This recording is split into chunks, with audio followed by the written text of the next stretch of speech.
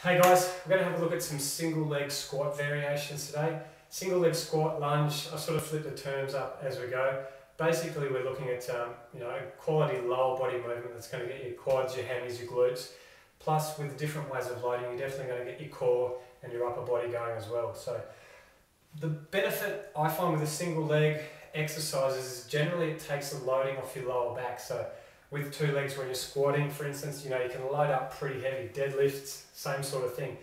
Your spine can get a bit too much work, or if your technique's not 100%, you're risking injuries there. So by going single leg, your legs still get plenty of work, but you're giving your spine a bit of a rest. You also do still get plenty of core muscular work, so it's win-win as far as I'm concerned.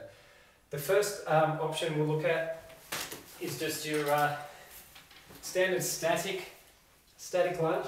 So a couple of dumbbells here, not too heavy, doesn't matter, just use the weight that's required for you. Want to take a big step, nice and straight, and then coming up and down. From the side, we want to take a big step, same again, coming down. Now don't get too caught up in where the knee's travelling, whether it's over the toe or not. I'd rather you kept the heel down. If you do have any knee pain, then have a close look at it. But instead of dropping back and not getting the proper range of motion here, want to come through, keep the heel down, up and back. So that's basic variation. To make it a bit more intense, you can turn it into a step lunge. So coming through and down. So either working the same leg repetitions or alternating legs left and right as you go through.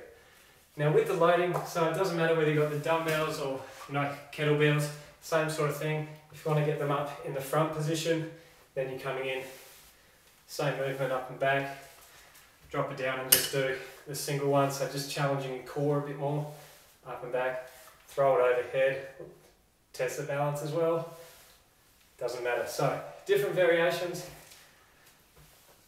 If you think of it like this, down by your side is going to be the easiest, coming up onto your chest, so you can sort of do like we did with the squats the other day, just on the chest, coming up and down. It's going to be a bit harder than having them by your side. Overhead's going to be the hardest. Single arm overhead's probably going to be harder again. So they're the basic variations, so static or step. Now in some of my programming you'll see what we call a Bulgarian split squat. Some people say it doesn't come from Bulgarian, some people say it's not even a squat, it's a split step lunge or a rear foot elevated lunge. Doesn't matter. What the idea is, you're getting your foot elevated on a box or an item at the back, and what we're doing is then really concentrating on this front leg, so with your loading you're coming down and back up. So anytime we see rear foot elevated lunge or Bulgarian split squat, that's what we're referring to. Once again with your loading it stays the same, either by your side, on your chest, overhead, one hand, two hand, doesn't matter.